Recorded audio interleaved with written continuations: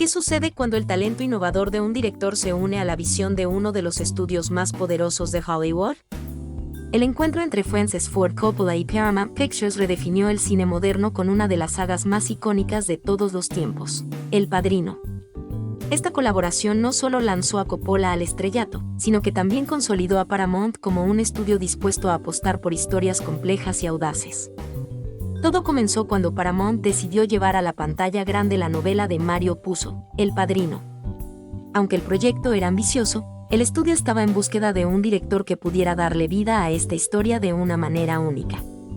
Fue entonces cuando apareció Coppola, un cineasta joven e independiente que, aunque enfrentó dudas y presiones, logró convencer a Paramount de su visión de esta saga.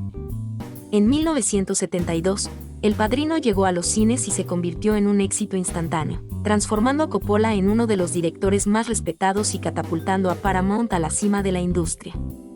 El trabajo de Coppola en El Padrino va más allá de una simple adaptación. Creó un universo cinematográfico en el que cada detalle, desde la fotografía hasta las interpretaciones de Al Pacino y Marlon Brando, sumergen al espectador en la complejidad de la familia Corleone y su lucha por el poder.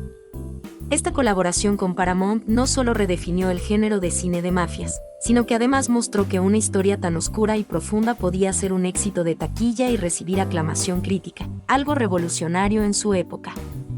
Sin embargo, la relación entre Coppola y Paramount no siempre fue fácil. Durante la producción de El Padrino y El Padrino 2, hubo desacuerdos sobre el presupuesto, el casting y el desarrollo de la historia.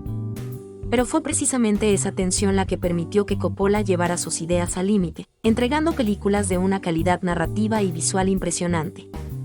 Con El Padrino 2, ambos consolidaron su éxito con un filme que fue tan aclamado como la primera entrega y que marcó otro hito para Paramount. La relación entre Francis Ford Coppola y Paramount no solo benefició a ambas partes, sino que también dejó una huella indeleble en la historia del cine. Esta alianza nos enseñó que la combinación de una historia poderosa con un equipo talentoso puede superar cualquier obstáculo. ¿Tú también crees que El Padrino es una obra maestra que define la colaboración entre un estudio y un director visionario?